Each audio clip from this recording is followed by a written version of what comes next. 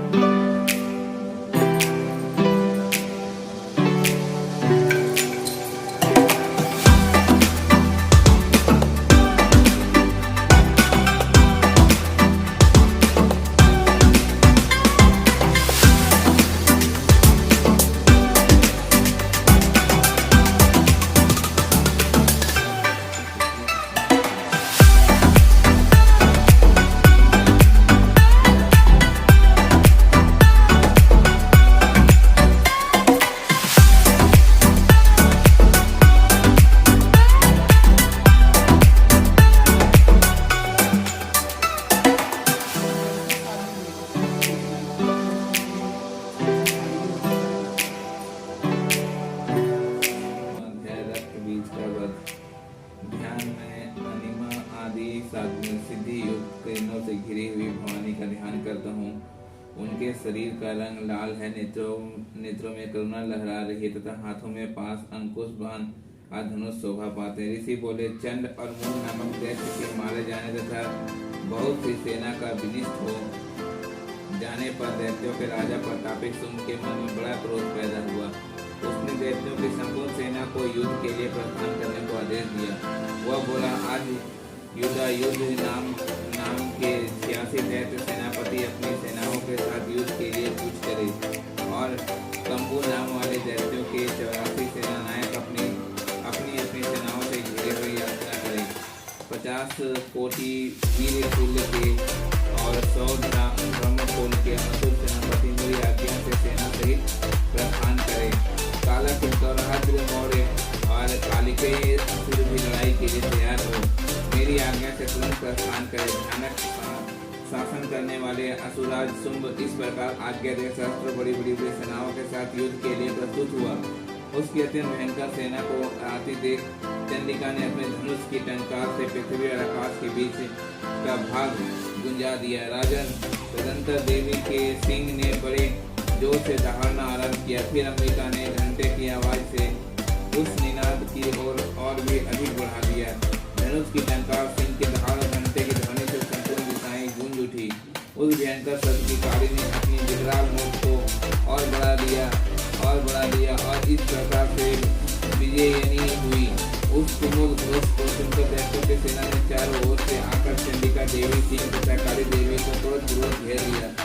राजन, इसी बीच में असुरों का विनाश कर देवताओं का अभिवृद्धि के लिए ब्रह्मा, शिव, कार्तिकेय, विष्णु तथा इन आदि देवों को शक्तियों जो अत्यंत पराक्रम और बल से संपन्न थी उनके शरीरों से निकलकर उन्हीं के रूप में चंडिका देवी के पास गई। जिस देवता जैसा रूप, जैसी वेशभूषा और जैसी सवारी है, ठीक वैसा ही साधनों से संपन्न है। उसकी शक्ति असुरों से युद्ध करने के लिए आई है। सबसे पहल हंस युक्त विमान पर बैठी हुई अक्षसूत्र और कमंडल से शोभमान ब्रह्मा जी की शक्ति उपस्थिति हुई, जिसे ब्रह्मानी कहते हैं। महादेवी जी की शक्ति विवश के आरूढ़ हो, हाथों में श्रेष्ठ त्रिशूल धारण किए, महानाग का कंकन पहने, मस्तक में चंद्र रेखा और विभूषित हो वहां पहुंची। कार्तिकेय जी की शक्ति रूपा जगदम्बिका उन्हीं के रूप में धारण किए हुए श्रेष्ठ मयूर पर विराजमान हो, हाथों में शक्ति लिए दैत्यों में युद्ध करने के लिए आई। उसी प्रकार भगवान विष्णु की शक्ति गरुड़ और आरूढ़ हो शंख, चक्र, गदा, धनुष तथा गड़ग धारण किए हुए वहां आई। अनुपम यज्ञ का रूप धारण करने वाली श्री हरि की शक्ति भी वरा शरीर धारण करके वहां वहां उपस्थित हुई नरसिंह शक्ति भक्त नरसिंह सदृश शरीर धारण करके वहां आई। उसकी गर्दन के बालों को झटके से आकाश के तारे बिखर पड़ने। उसी प्रकार इंद्र की शक्ति ब्रज हाथ में साधे गजराज एरावत पर आसीन हो आई। उसकी शस्त्र नेत्र में जैसे इंद्र का रूप है वैसा ही उसका भी था। तदनंतर उन देव एवं देव शक्तियों से घिरे हुए महादेव जी ने चंडिका से कहा, मेरी संतुष्टि के लिए तुम शीघ्र ही इन असुरों का विनाश करो। तब देवी के शरीर से अत्यंत भयानक और परम उग्र चंडिका शक्ति उत्पन्न हुई, जो सैकड़ों गिद्धड़ियों के भांति शब्द करने लगी। उस अपराजित देवी ने धूल जटा वाली महादेव जी से कहा, भगवान आप सुम निशुम के पास दूध बनकर जाइए और इन अत्यंत घमंडी दानव सुम और निशुम से कहिए, साथ ही उनके अतिरिक्त भी जो दानव युद्ध के लिए वहां उपस्थित हो उनको भी यह संदेश दीजिए, दैत्यों यदि तुम जीवित रहना चाहते हो तो पाताल को वापस चले जाओ। इंद्र को त्रिलोक का राज मिल जाए और देवता यज्ञ भाग का भोग करे। यदि अपने बल पर घमंड से चूर तुम युद्ध करना चाहते हो तो आओ, मेरी योगनियों तुम्हारे कच्चे मान से तृप्त हो, क्योंकि उस देवी ने भगवान शिव को दूत के कार्य में नियुक्त किया था, इसीलिए वहां शिव दूती के नाम से संसार में विख्यात हुई। भगवान शिव के मुंह से देवी के वचन सुनकर वे महादेव भी क्रोध से भर गए। जहाँ कात्यायनी विराजमान थी उस ओर बढ़े। उस बार दैत्य क्रोध में भरकर पहले ही देवी के ऊपर बाण शक्ति और रिष्टिक आदि अनेक अस्त्रों से वर्षा करने लगे। अब देवी ने भी खेल खेल में ही धनुष की टंकार की और उसे छोड़े हुए बड़े बड़े बाण द्वारा दैत्यों के चलाए हुए बाणों की शक्ति और फांसों को काट डाला। फिर काली उसके आगे होकर शत्रुओं पर शूल प्रहारों को विदीर्ण करने लगी और खटंगवांग से उनको कचुमर निकालते हुए रणस्थली में विचरने लगी। ब्रह्मानी भी जिस ओर जाती है उसी ओर अपने कमंडल का जल छिड़ककर शत्रुओं को ओज प्रकरण को नष्ट कर देती। महाशिशुई ने त्रिशूल से, वैष्णवी ने चक्र से तथा अत्यंत क्रोध में बेहाल हुई कुमार कार्तिकेय की शक्ति ने दैत्यों पर संहार आरंभ किया। इंद्र शक्ति के प्रहार से हाथों सैकड़ों दैत्य दानव रुधिर धरा बहाते हुए धराशायी हो गए। वाराही शक्ति ने कितनों को अपने छगुनों के शक्ति से मार से नष्ट किया। दाढ़ों के अग्रिम भाग को कितने ही की छाती फाड़ डाली तथा कितनों के दैत्य चक्र के चोट से विदीर्ण हो गए। नरसिंह भी दूसरे महादैत्यों को अपने नख से विदीर्ण करके हाथी और सिंहनाद से दशाओं की ओर आकाश में गूंजती हुई युद्ध क्षेत्र में आबाद विचरने लगी। शिवदूती के प्रचंड अट्टहास से अत्यंत भयभीत हो कितने ही असुर पृथ्वी पर गिर पड़े।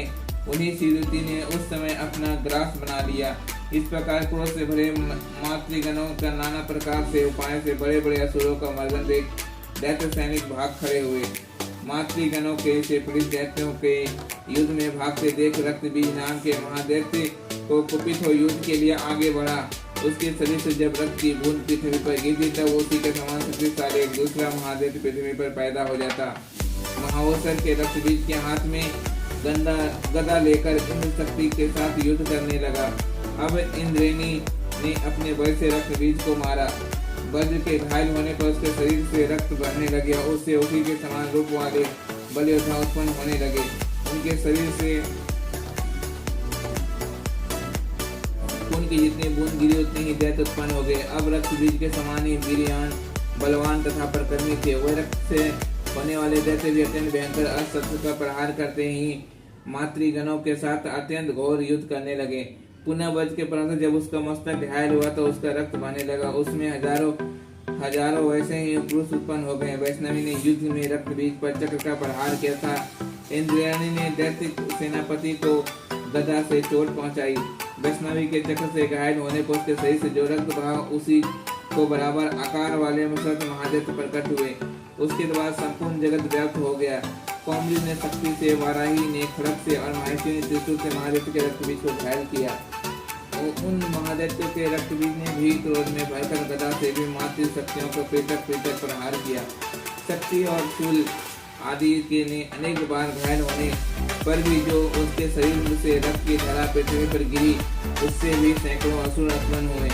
इस प्रकार उस महादैत्य के रक्त से प्रकट हुए असुरों द्वारा संपूर्ण जगत व्याप्त हो गया। इसे देवी आतंकित हो उठे। देवताओं को दास देख चंडिका ने काली से शीघ्रता पूर्वक कहा, चामुंडे तुम अपने मुख को और भी विस्तृत करो और मेरे अष्टपाद से गिरने वाले रक्त बिंदुओं को, उनसे उत्पन्न होने वाले महारथों को तुम अपने इस पितावले मुख में खा जाओ। इस प्रकार रक्त से उत्पन्न होने वाली महादैत्यों को भस्म करते हुए तुम रन में बिछड़ती रहो। ऐसा करने से दैत्य का सारा रक्त समाप्त हो जाने पर वह स्वयं ही नष्ट हो जाएगा। उन भयंकर दैत्यों को जब तुम खा जाओगी तो दूसरे नए दैत्य उत्पन्न नहीं हो सकेंगे। यूं कहकर चंडिका देवी ने शूल से रक्त बीज को मारा और काली ने अपने मुख में उसका रक्त ग्रहण कर लिया। अब चंडिका पर गदा प्रहार किया, किंतु उस गदापात से देवी को तनिक भी वेदना नहीं हुई। रक्त बीज के घायल शरीर से बहुत सा रक्त गिरा, किंतु यूं ही वह गिरा तो ही चंडमुंडा ने उसे अपने मुख में ले लिया। रक्त गिरने से काली के मुख में महादैत्य उत्पन्न हुए, उन्हें भी वह चटक कर गई और उसने रक्त बीज का रक्त भी पी लिया। तदनंतर देवी ने रक्त बीज को, जिसका रक्त चामुंडा ने पी लिया था, वज्र, बाण, गड़क और इसी से आदि से मार डाला। राजन, इस प्रकार शस्त्रों के समुदाय से घायल एवं रक्तहीन हुआ महादैत्य रक्त बीज पृथ्वी पर गिर पड़ा। नरेश्वर इससे देवताओं के अत्यधिक हर्ष और प्राप्ति हुई। मातृगण के असुरों का रक्तपात से मद होकर नाचने लगे। इसी रक्त बीज नामक 8वां अध्याय समाप्त।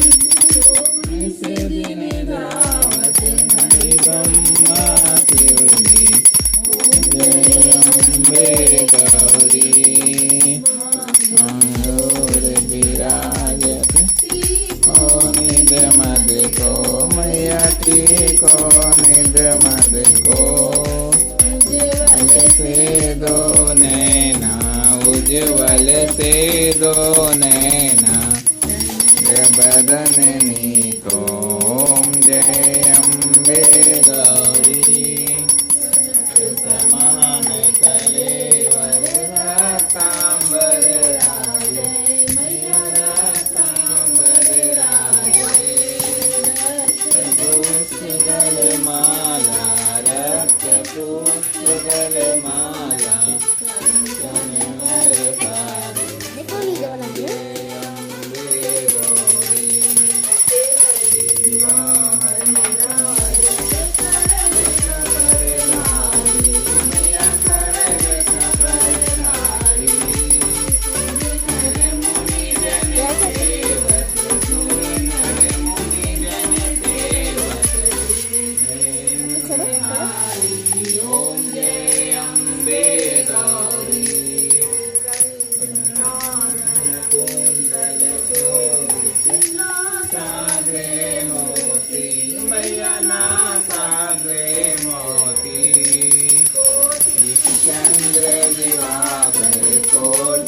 चंद्र दिवाकर यत समज्योति ओम जय अम्बे गौरी तुम दिदारे महिषासुर गाते मैया महिषासुर गाते धूम्र विलोचन नैना धूम्र विलोचन नैना जिस दिन मदमाती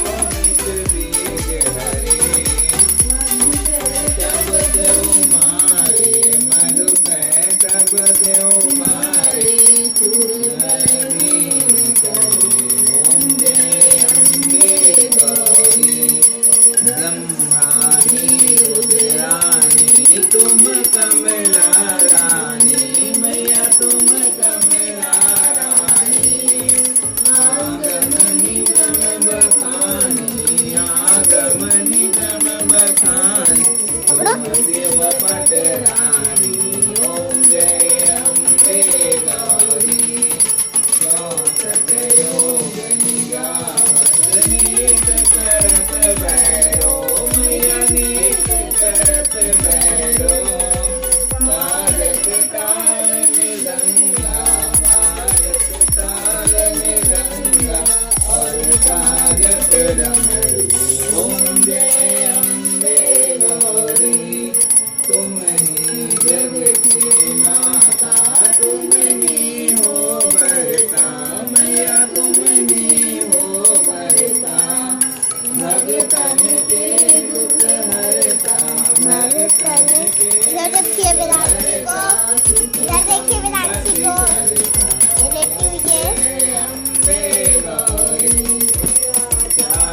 अति शोभित मुद्राधारी हाय करो, हाय हाय करो, मैं भी वांछित फल पावत हाय करो, हाय। वांछित फल पावत सेवक नर नारी ओम जय अम्बे गौरी कंचन थाल विराजत अगर कपूर बाती अगर कपर बाती श्रीमाल के तुम राजत श्रीमाल के तुम राजत कोटि रतन ज्योति ओम जय अम्बे गौरी मां अम्बे की आरती जो कोई नर गावे जो कोई नर गावे कहत शिवानंद स्वामी कहत शिवानंद स्वामी सुख संपत्ति पावे ओम जय अम्बे गौरी गौरं करुणावतारं संसार सारं बुद्धिन्द्रहारं सदा वसन्तं हृदयरविन्दे भवन भवानी सहितं नमामि भवानी सहितं नमामि तमेव माता च पिता तमेव तमेव बन्धु च सुखा तमेव विद्या ब्रह्मं तमेव सर्वं ब्रह्मदेव देव तमेव सर्वं ब्रह्मदेव देव जय मां